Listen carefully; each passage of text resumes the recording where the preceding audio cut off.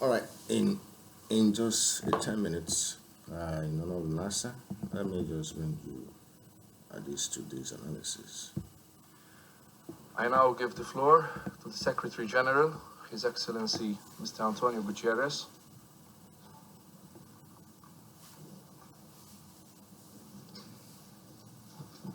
Mr. President, Dr. Jan Borg, Minister for Foreign and European Affairs and Trade of Malta, Excellencies, I thank the government of Malta for shining a light on the dramatic implications of rising sea levels on global peace and security. Rising seas are sinking futures. Sea level rise is not only a threat in itself, it is a threat multiplier. For the hundreds of millions of people living in small island developing states, and other low-lying coastal areas around the world, sea level rise is a torrent of trouble. Rising seas threaten lives and jeopardize access to water. Stop there. You start all over, recreating yourself. When the beep comes up, you don't send them to come beep, all right? And healthcare. Saltwater intrusion can decimate jobs and entire economies in key industries like agriculture, fisheries, and tourism. It can damage or destroy vital infrastructure, including transportation systems, hospitals, and schools, especially when combined with extreme weather events linked to the climate crisis. And rising seas threaten the very existence of some low-lying communities and even countries. Excellencies, the World Meteorological Organization has just released a new compilation of data that spells out the grave danger of rising seas. Global average sea levels have risen faster since 1900 than over any preceding century in the last 3,000 years.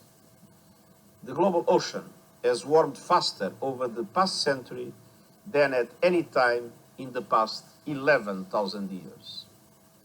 Meanwhile, the WMO tells us that even if global heating is miraculously limited to 1.5 degrees, there will still be a sizable sea level rise.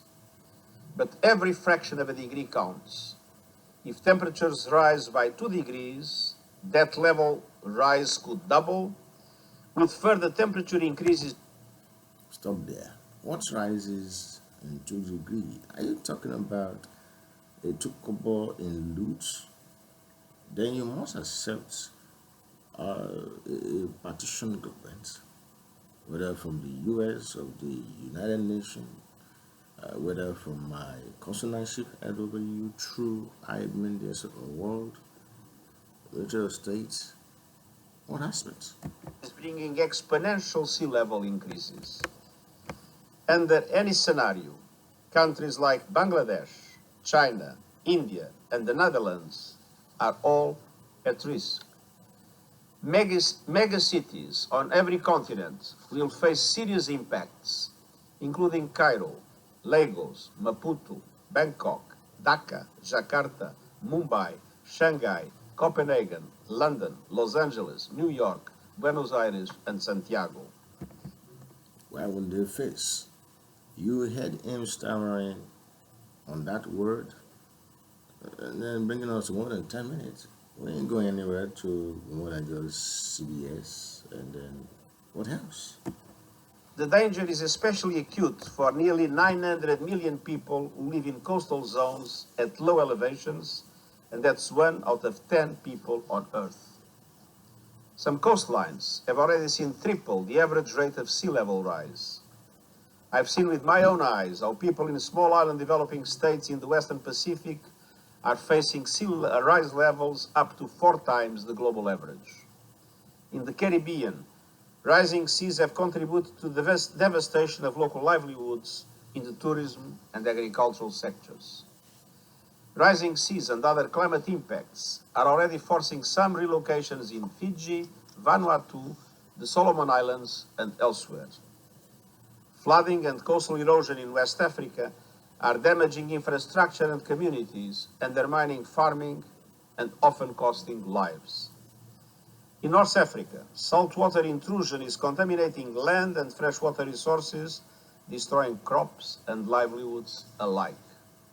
Somalia is also grappling with saltwater intrusion, contributing to competition over scarce freshwater resources.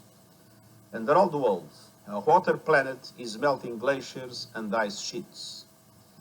According to NASA, Antarctica is looking an average of 150 billion tons of ice mass annually. The Greenland ice cap is melting even faster, losing 270 billion tons per year. And consider the hundreds of millions of people living in the river basins of the Himalayas. We have already seen how Himalayan melts have worsened flooding in Pakistan.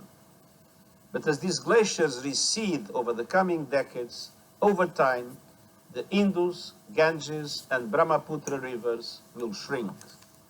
And rising sea levels, combined with the deep intrusion of salt water, will make large parts of their huge deltas simply uninhabitable. We see similar threats in the Mekong Delta and beyond. The consequences of all of these are unthinkable. Low-lying communities and entire countries could disappear forever. We would witness a mass exodus of entire populations on a biblical scale. And we would see ever fiercer competition for fresh water, land, and other resources. So, Excellencies, the impact of rising seas is already creating new sources of instability and conflict. We must meet this rising tide of insecurity with action across three areas. First, we must address the root cause of rising seas, the climate crisis. Our world is hurtling past the 1.5-degree warming limit that a livable future requires, and with present policies is careening towards 2.8 degrees, a death sentence for vulnerable countries. We urgently need more concerted action to reduce emissions and ensure climate justice. And developing countries must have the resources to adapt and build resilience against climate disaster. Among other things, this means delivering on the loss and damage fund, making good on the $100 billion climate finance commitment to developing countries, doubling adaptation finance, and leveraging massive private financing at a reasonable cost. Second, we must broaden our understanding of the root causes of insecurity. That means identifying and addressing a much wider range of factors that undermine security, from poverty, discrimination and inequality, violations of human rights, the environmental disaster like rising sea levels. That is why, for example, the Peacebuilding Fund is actively supporting grassroots resilience efforts against the efforts of climate change. And we must also improve foresight and early warnings to prepare and protect vulnerable communities. Thank you. This is how far I can reach with you today. You might have been saying that there must be a Bible end and that there are partitioning in case you want to have more foresight.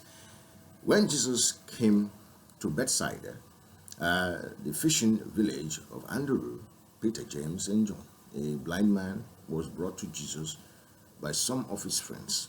Without their help, he could not have found the one who would restore his sight. And made him whole. Jesus understood the fear and hope of this blind man. So you understand what a vibe is going around the world. Caught some men wanted to stand as that Jesus, and now they'll be tended to you at a maximum prison, and his friends now, Jesus, of course, who backed him, touched the blind, so he would be restored. The blind in a special way perceive the power of his touch. Until next time, do you have anything to say to us? I'll say bye-bye. One prime example is our plan to ensure that early warning systems against natural disasters protect every person on Earth within 5 years. Thank you very much. I will see you around.